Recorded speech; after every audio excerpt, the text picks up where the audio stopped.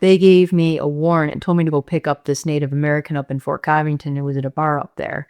And I was kind of wondering why they weren't sending me, with anybody, and they weren't telling anybody to come with me. Like they were basically telling me to go by myself. And as soon as I got out of my car, I see this guy come out of this bar. He's a huge Native American. And I called his name and he looks over and I said, "Hey, will you come here for a minute?" And I was like thinking, there's no way I want to wrestle this guy or anything. It's just a losing battle there. And when I got back to the station, I walked him in there. You could hear a pin drop. Nobody said a word.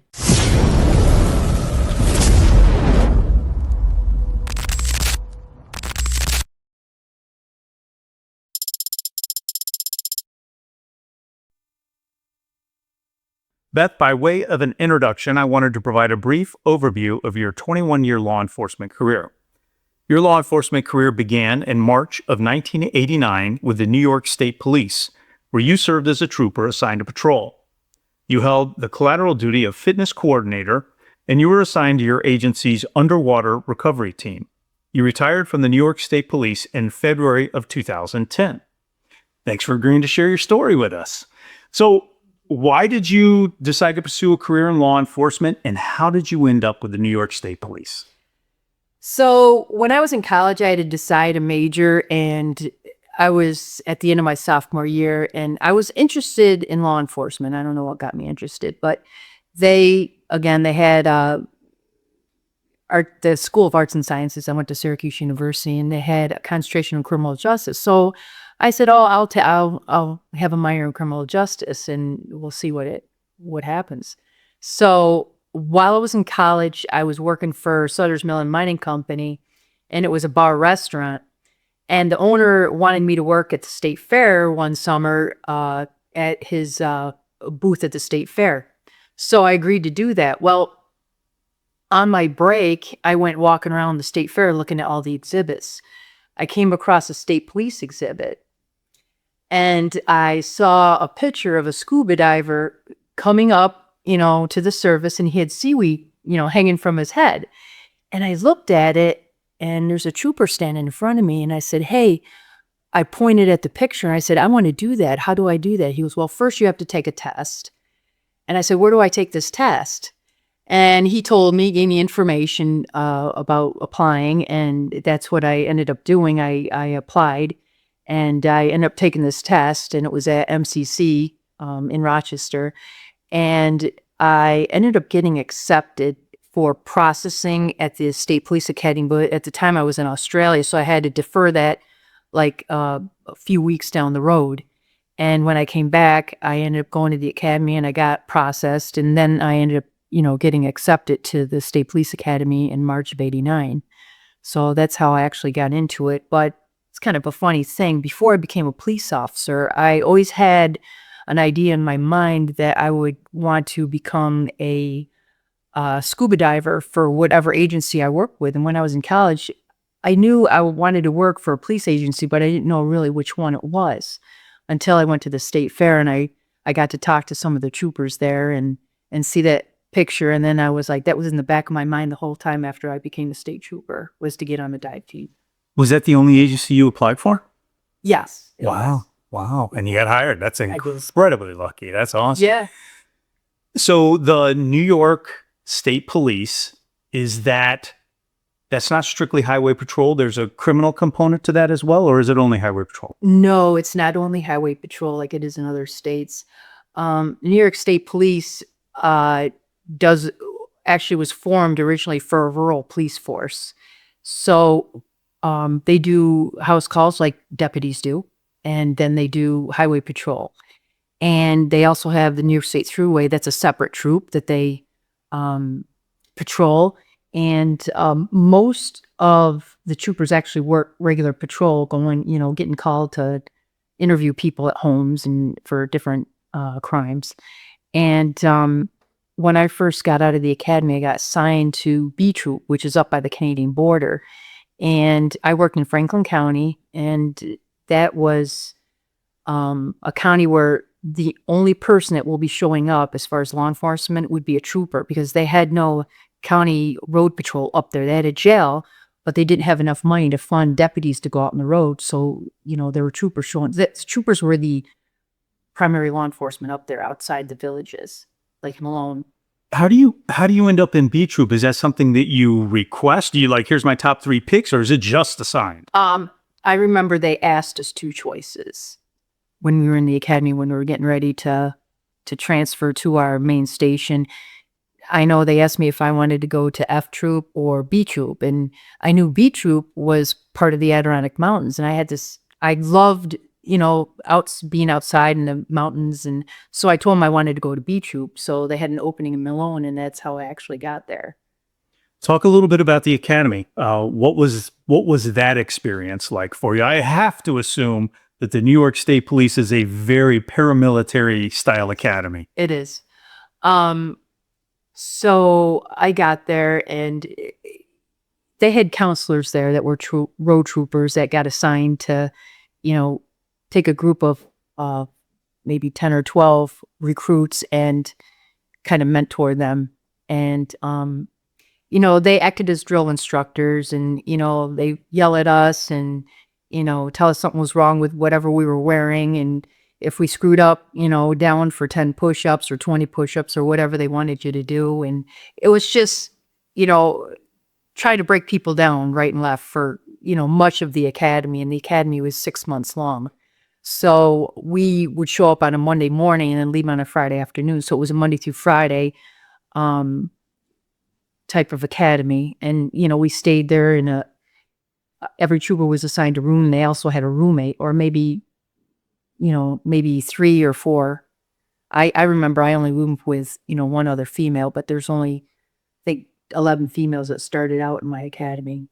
How big was your academy class? Do you remember the start of it? And do you have any idea how many actually finished? I think it was 112 that we had. Maybe that ended up graduating in the end. Maybe we had like 12 more than that, 12 to 15 more than that. And we ended up with like 111 or 112 that ended up graduating. So you had 10, 11, 12 females in your class. Yes. Were there a lot of female troopers at the time? No, I don't think there was even 10% with the agency. And that was kind of like, there were some counselors that were females. I remember 2 of them, but I don't, there wasn't even 10% when I got in. Any idea what it's at now? Probably, I'm not sure, maybe over 10, maybe 12%. So not too much, more, but about the same. Yeah. Okay. So you finished 6 weeks at the academy.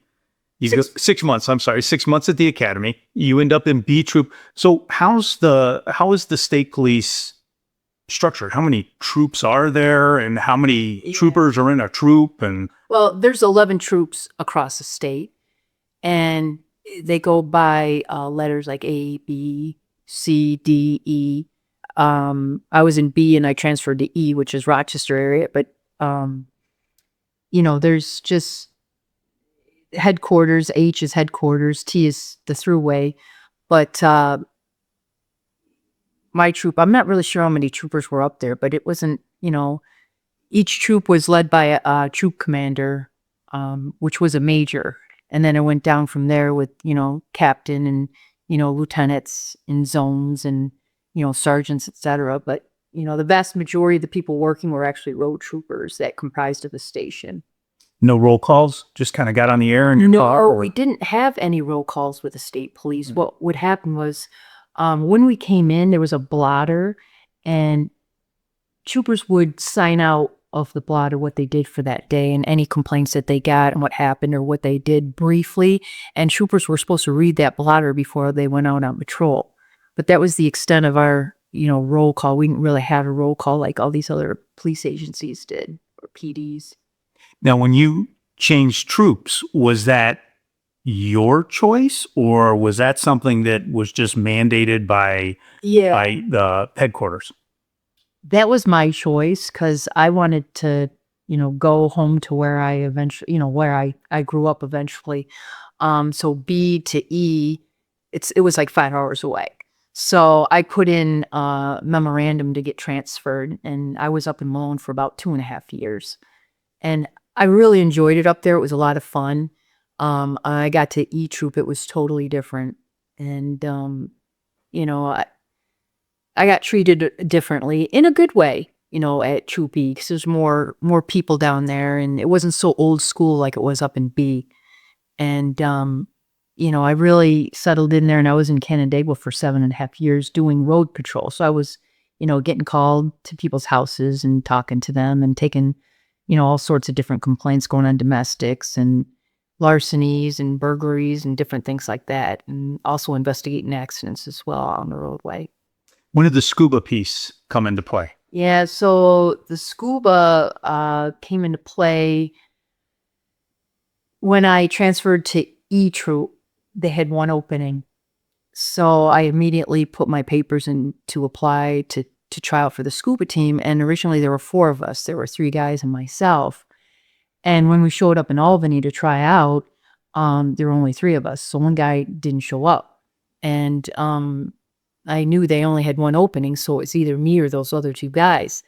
And so since I knew that this tryout was coming up, I trained like crazy for it. And, I'm swimming, doing laps, doing whatever. I'm in the weight room. I mean, I'm trying to get in the best shape I can possibly be in, because I knew that it would be competitive. So, and it was not easy, but they said, this is nothing compared to at the actual Novice Scuba School. And I was thinking, wow, this is going to be really hard, because I didn't think the tryouts were easy, but I did it. I got through everything. And I also watched the 2 guys that were trying out for the same position that I was trying out for. And I thought, if I don't get it, it's rigged, because I felt that from what I saw that I did better than them. But, that was just my judgment. So fast forward probably a few weeks later, the troop dive officer came walking through my station. I was sitting, filling out paperwork, and I see him, and he looks down at me. He goes, "You're going?" I said, "Yeah." I go, "Really?" He goes, "Yup." And he just kept on walking. So, I wasn't surprised, because, basically they did the right thing. And, it was a big deal back then, because there were no females on the scuba team. That was like a huge deal for me to get on, but I wasn't the only female that got on.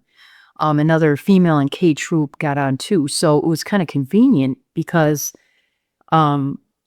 her and I roomed together at the Novice Scuba School. So it worked out beautifully, and we kind of fed off each other and encouraged each other. And it was great. It really was. So do you remember your first day, or maybe that first week after graduation, after graduating the academy, and hitting field training?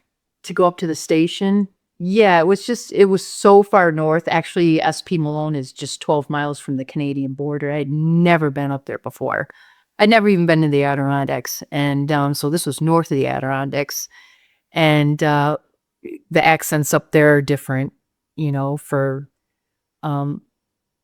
it's you get a lot of the Canadian, coming down. There's some Canadians that actually moved from, Canada to the upper part of New York State, and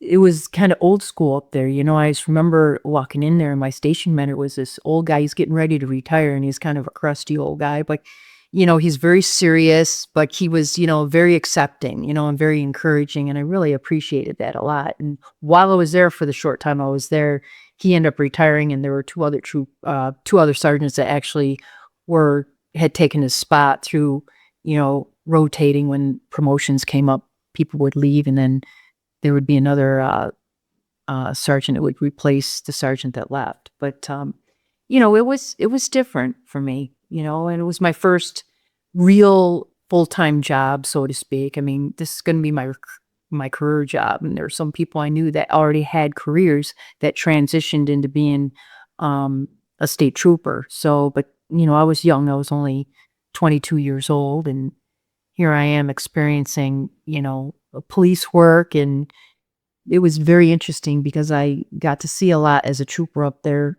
due to the fact that there were no other police agencies to work with except a village. So outside the village, you pretty much saw everything. So you have a field training period. How long is field training? You spent 6 months in the academy as it was. How long is field training? So the state police had 12 weeks of field training officer training. And I had 2 field training officers. The first 5 weeks was with one.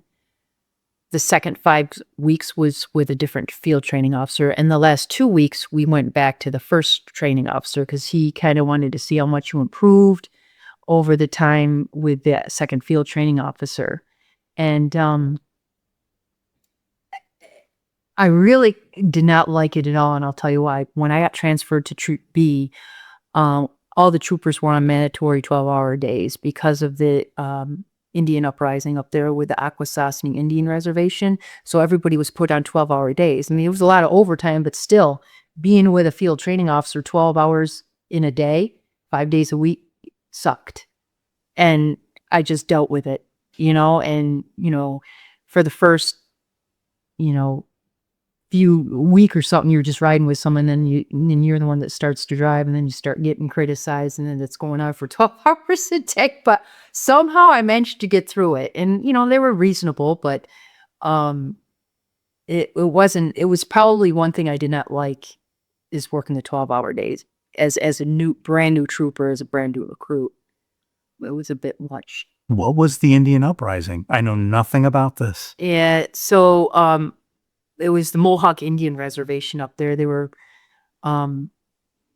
just burning cars and just a lot of trouble up there, causing problems. And they had sent the troopers in to try to, from all over the state, actually. They went up there and were staying at various hotels to supplement and do traffic control and stand at different posts all across the Indian reservation, and eventually ended up subsiding. And I think they got their own PD up there now, and they're kind of self-sufficient.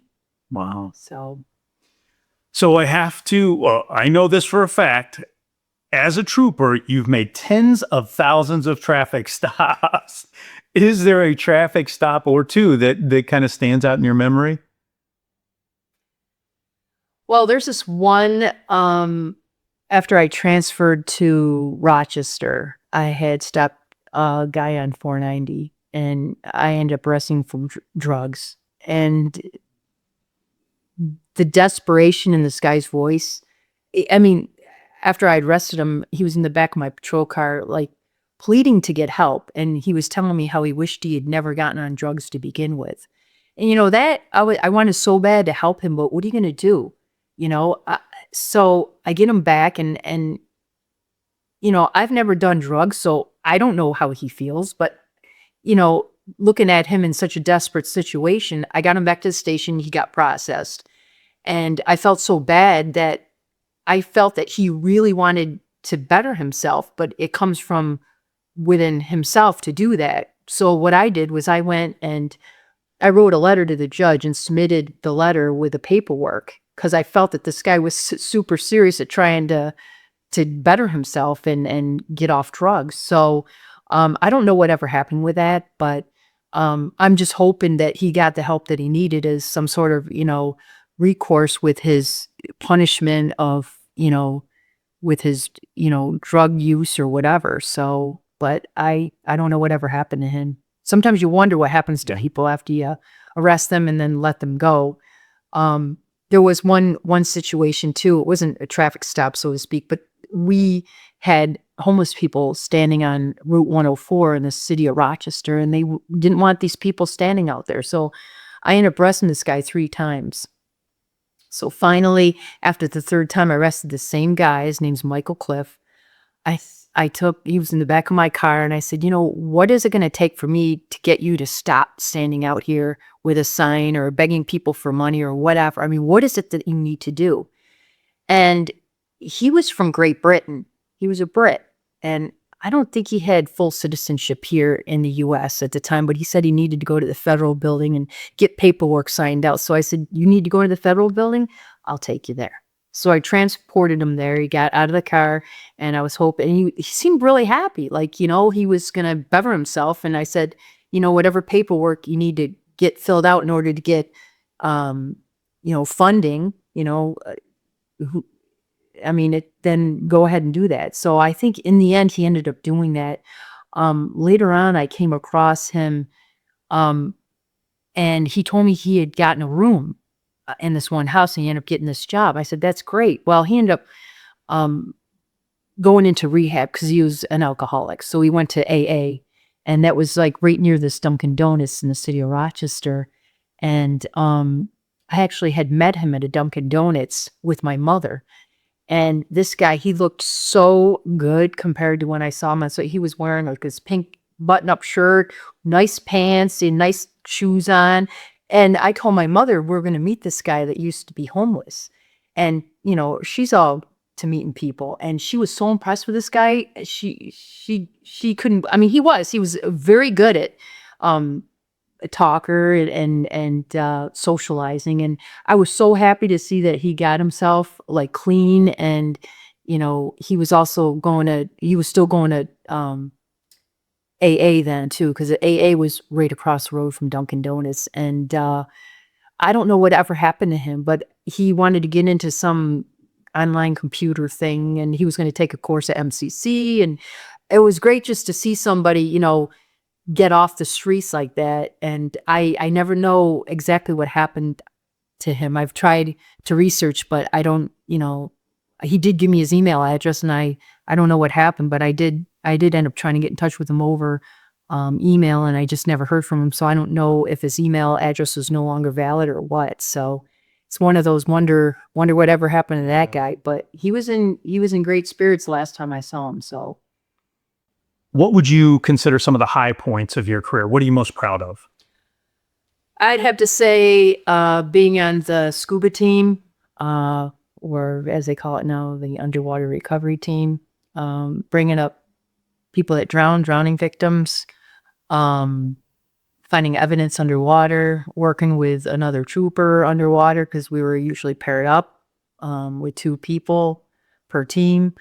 So I got on the SCUBA team in 1994, and then in 96, TWA Flight 100 happened over Long Island, and the state police got called for that, and New York City worked that, along with the Navy was part of that, but they were the lead agency, so we were kind of working with them.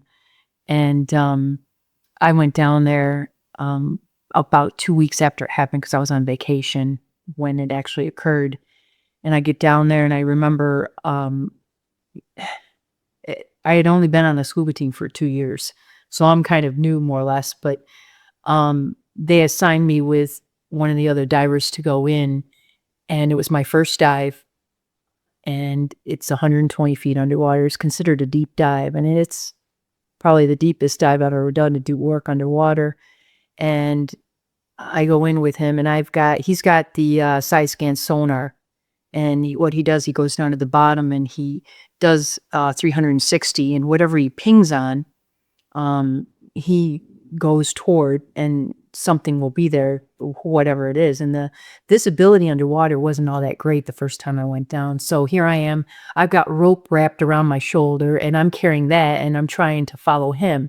So we get down there, and he takes off a couple times, and then he takes off, and I try keeping up with him, and I couldn't because I had this drag over my shoulder, and I lost him. And all I can remember was, if you lose your partner, you have to surface. And I'm like, now I'm going to surface by myself. I'm going to look like a complete idiot because I'm up on top of the water and he's still down below somewhere. And I thought, how embarrassing is that? And so what I do is I just kept whichever direction I saw him go in, which was like the visibility was maybe 3 feet. I went in that direction, and he had stopped, and I ran right into him. So I said, thank God I found him. There's this belt buckle on the back of a tank that keeps the tank attached to your buoyancy compensator. And what I did was I just like kind of hung on to that. While he was swimming, I would swim with him because there's no way I was going to lose him again underwater. And that was probably one of the scariest things that I had done, losing somebody underwater with, being 120 feet under and not being able to see anything, hardly at all. But that in itself was, it was quite the experience. I got to meet a lot of people on that detail. And, off duty, going to restaurants, eating seafood I had never eaten before. I mean, it's a culmination of a bunch of different things. And of course, diving in deep water like that. I'd already done a deep dive in Lake George where we did our training, but to actually work in water that deep is totally different than just going down and spending a minute down there and coming back up. So you're down there at that point. Is it just debris recovery, or? Yeah, by the time I got there, there's a ton of debris still on the floor of the ocean. Most of bodies had been recovered that were floating or what have you. So the Navy set down this big cage, and at one point when they found a huge debris field, they would just send divers down and they would collect as much debris as they could and then swim over to the big huge cage and then put it in there, and then they would haul it up with some sort of wire for, onto the Navy ship, and that's how they collected all their debris. But they would find was debris fields, and they knew where they were, and they would just deploy divers down there, and that's how we ended up collecting most of the debris. How long did that assignment last for you? I was down there for a couple weeks. So, a week here and a week there. But I forget how long it actually lasted for, but it was over a month. Yeah. It was over a month that people were down there. Is there a particular call or incident from your career that stands out? Yeah. When I was a new trooper and I got off of field training officer status there, and I got cut free to do my own patrol, they gave me a warrant and told me to go pick up this Native American up in Fort Covington. It was at a bar up there. And I was kind of wondering why they weren't sending me, with anybody, and they weren't telling anybody to come with me. It's like they were basically telling me to go by myself. So I'm like, okay. So I went out and I drove up to Fort Covington, and I knew what this guy looked like because I had a picture of him. And I pulled up across the road from this bar and down a little bit. And as soon as I got out of my car, I see this guy come out of this bar. He's a huge Native American. And I called his name, and he looks over, and I said, "Hey, will you come here for a minute?" And he walks across the road and he comes to me. And I explained to him that I had a warrant for his arrest. I asked him, who he was, and he, nodded his head, that basically agreeing that that's who he was. And I had a warrant for his arrest, and they had to come back to the station with me and get processed. And then he had to go see Judge Brockway up in Fort Covington. And this guy was huge. And I was like thinking, there's no way I want to wrestle this guy or anything. It's just a losing battle there. So I was trying to just talk him into coming with me. And when I looked up at him, he was just staring at me and not doing anything. And so I just thought, immediately I just told him, there's 2 troopers down the road. I really don't want to call them to have them come and assist me in arresting you. So just turn around, put your hands behind your back, and we'll go to the station and you'll end up seeing Judge Brockway. Well, he just stared at me, and then he slowly just turned around. Doesn't he turn around and put his hands behind his back? And I handcuffed him, but I've never seen somebody with such thick wrists before. This guy was a big guy. He's a big boy. And he sat in the back of the patrol car. I got him back to the station. And it was kind of funny because once I start bringing him back, I called the station with a starting mileage. I had told him I had 1 subject in custody. And when I got back to the station, I walked him in there. You could hear a pin drop. Nobody said a word. I don't think they thought I was going to get this guy, but hey, he came willingly, and I was so happy for that. But they don't know what happened up there. Only I did. So he got processed. He was fully cooperative. And I went to arraign him before Judge Brockway because he was the judge up there. And thank God everything worked out. But I could feel my heart beating underneath my vest. That's how scared I was. Why did they send you by yourself? Probably just to bust on me or test me out. That's a dangerous test. Well, yeah, and usually, it was kind of stupid, but usually I'm better at dealing with people being by myself and having somebody else involved. Sure. Because that way I can just talk to somebody, and then it just seems like if somebody else is there, it just kind of stirs up trouble. And then, but if I'm by myself, hopefully I can talk my way into something or out of something, and it happened to work with him. So, but I got lucky, I guess, with that guy. Have you ever gotten that feeling that something just wasn't quite right? I mean, it sounds like you had it a little bit when they're trying to get you to go pick up this guy by yourself. No, I was young. As I guess that was one of the tests they were putting me. Yeah. But, there's one incident when I was diving underwater with Carl Bloom. He was the troop dive officer at the time, and him and I were looking for a body, and we didn't have proof that the body was there, but that was one of the places that we were going to check. And this was in Cuca Lake, and we were swimming underwater, and I was getting wrapped up in this fishing line, and the visibility was literally like 1.5 feet. So I could barely see Carl, and I was starting to panic a little bit, like getting kind of worried about this fishing line. And it wasn't just a little bit, it was a lot of it. And, it could affect your gear and everything else. And so I was thinking, man, I want to surface so bad, because once you start getting yourself in trouble, or you have a gut feeling, you better start doing something about it. And he grabbed me by the shoulders and pulled me into him and went like this. So I was thinking, wow, he wants to go up too. That's awesome. And we surfaced, and we started talking. I'm like, Carl, did you feel that fishing line? He goes, yeah, that's why I came up. Thank God he felt the same thing that I did, because I don't feel like an idiot, being all panicky and wanting to come up. But it just happened to be that there was so much, but he got wound up in it too. So, but that was kind of making me think a little bit for, you just never know. And you can't really break that stuff. It just doesn't break that easy. Have you ever done something that you realized probably wasn't the best idea? Maybe when I was a newer trooper up in Malone, I had a partner up there, and had just stopped a vehicle and initiated a traffic stop and let it go, and we were walking back to the troop car, and the car is locked and the car's running, and I don't have a key, and I'm the passenger, and he was driving, and I thought, oh my gosh, and we are out in the middle of nowhere, and it's freezing. It's like single digits.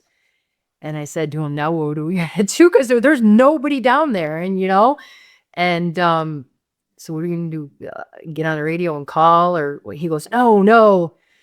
And then he thought, let's just break a window. Here, stand back. And he takes his baton and he smashes the back window. And he's like, I don't care. We're getting into this car and going back. We'll just, say it just exploded. It was so cold out. So when we got back, we had to do memos about what happened. And we were just driving, and the window exploded, and they took our story at face value. And really, that's not really what happened.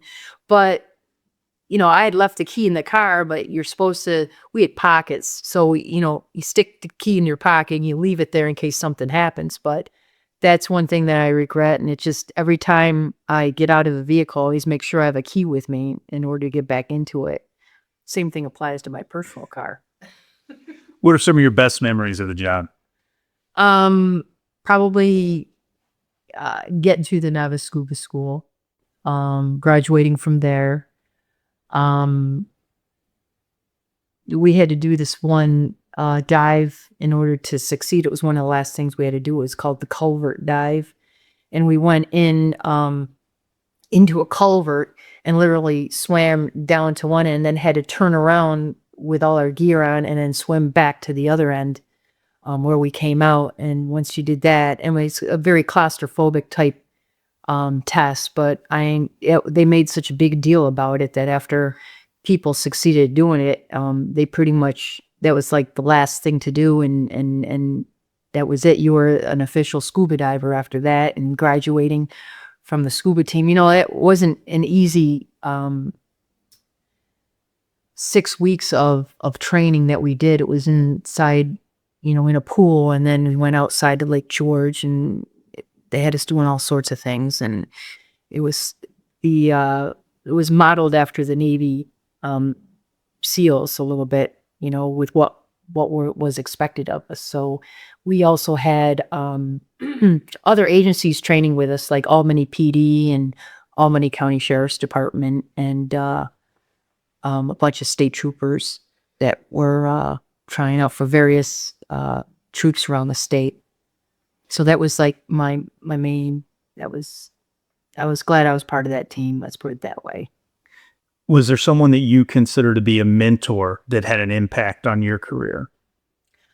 I would have to say it was Carl Bloom with the SCUBA team, and he was my troop dive officer, and I got to work with him very closely. Actually, it was the only troop I worked with was Troop B, and then I retired, so I was a scuba diver for 17 years, and he was the troop dive officer for the whole time that I was on, and he was like a big brother to me, you know, and really was very encouraging and very optimistic and very accepting of me being on the team. He was very, you know, treated me like I could do anything anybody else could do, and that's all I really asked for. So Carl was a good guy.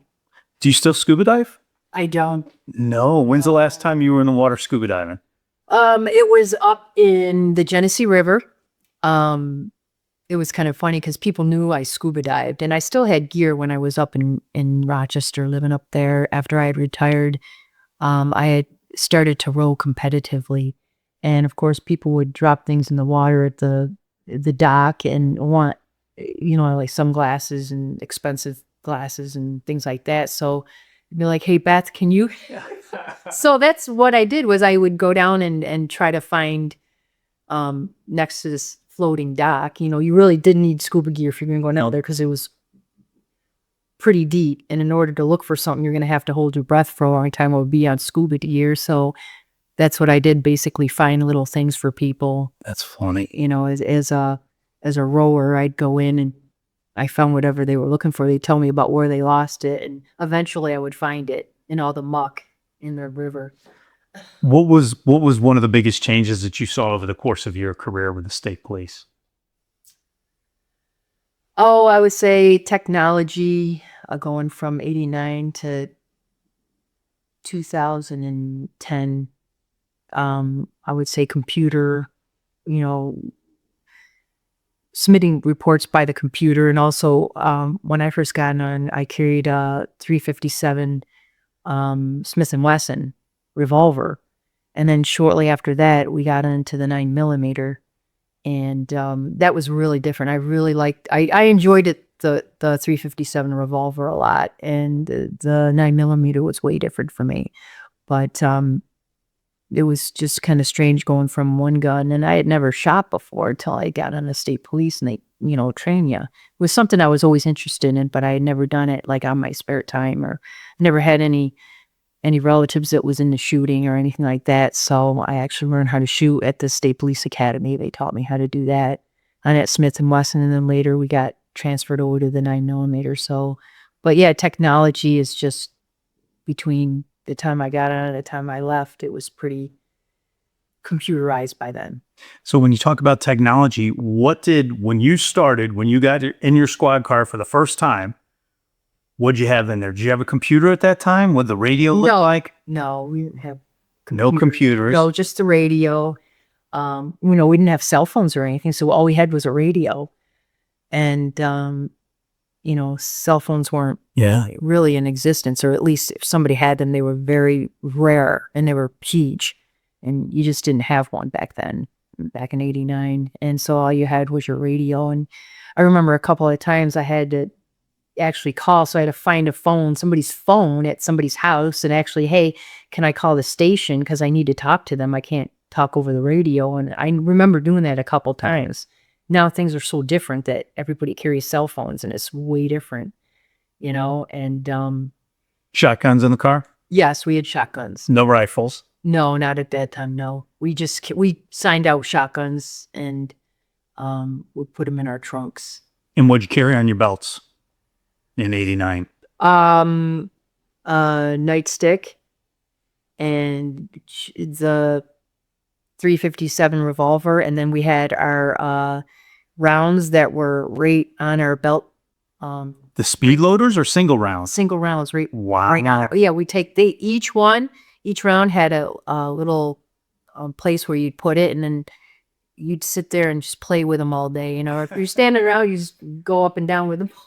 And when you qualified on the range, that's how you did your reloads. You had one, like the old West movies. You had one. Yep, back in 89. Wow. And never had speed loaders. Just went straight from that to the semi-automatic. Wow. Mm-hmm. That's incredible. Yeah, it was kind of weird. Yeah. Transitioning over from one gun to the next Yeah. one like that. Yeah. Was it easy for you to I mean, much easier, more accurate. Sure, I guess I could say it that way. With the semi-automatic 9mm, did you feel that it was more accurate than the 357 revolver? I'm going to say no. Wow. Yeah, Wow.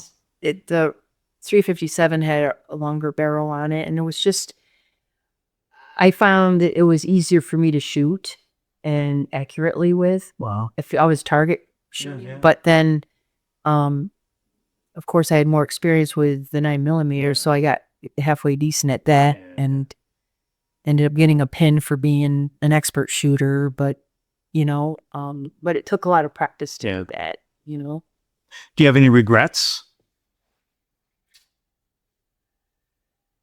Let's see, regrets. Not really. I can't really think of any real regrets about the job, unless staying as working in SP Canandaigua as a complaint station versus transferring to Rochester and then becoming an interstate patrol trooper. I kind of miss that, and maybe I should have stayed out, in the rural areas and made house calls. I mean, I was very happy with that, and for some reason I put in to go back, to go to Rochester, which was closer to where I grew up. But I liked the rural police force complaint work. So at some point you decided that it's time to retire? How's that happen? I did. So I got 20 years on the job. And so when you get 20 years on the job, you'll want to stay. And, my thoughts never changed. Like, I kind of wanted to retire because I was financially able to do that. And I had set myself up so I could. And I didn't have kids in college and paying for all that. Like, all these other people were trying to stay and work as much as they could. And I had other things going on outside the job, like athletic events that I wanted to do. And so with 21 years on, I decided to retire, and I was still getting a pension. So I was making money, and I could get another part-time job doing something. So I basically had part-time jobs ever since I've retired, and stuff that I want to do at my discretion, and just to keep busy. But I supplemented my pension with those smaller jobs and was able just to do what I wanted to do and work at the same time. But I couldn't really do that as a trooper working full time. I couldn't, get certain weekends off to do things, and that's just the way it went. And that's really what I wanted, was my freedom. Do you miss the job? No, I don't. If I missed any of it, would be working with a SCUBA team and doing the monthly scuba training days that we had once a month. That's about it. But other than that, all this other, I couldn't wait to basically retire and do whatever I wanted to do when I wanted to do it. So I've been very happy since then. So what are you doing now? So I now am a substitute school bus driver, and I became one several years ago when I lived up in New York. But down here in Tennessee, I am substitute driver for Fentress County, and I also drive very part-time a coach bus out of Knoxville. It's actually for Priority Coach, and I get assigned some jobs, and some of them are week-long jobs, and Some of them are 11 days, some of them are 2 days. It varies, but I'm just a very part-time employee with them. But it's probably the best job I ever had because I have a lot of fun and I meet a lot of people. Do you have any advice for someone that might be considering doing the job, or maybe somebody that's considering retiring? Yeah, I do. Make sure you have a hobby that can replace your work and that you enjoy. I took up the sport of rowing right after I retired, and I full bore into that, both indoors and outdoors. And I know some people just know what to do with themselves after they retire, but I would suggest getting a hobby or finding another niche that you want to work part-time or maybe full-time if you still feel like working, and then collecting a pension too. But yeah, that's what I would suggest. People find things to do before they retire. Beth, you are my only my second state police interview. So I really appreciate you. It's been incredibly informative for me. So I really appreciate you sitting down and sharing your journey with the badge with us.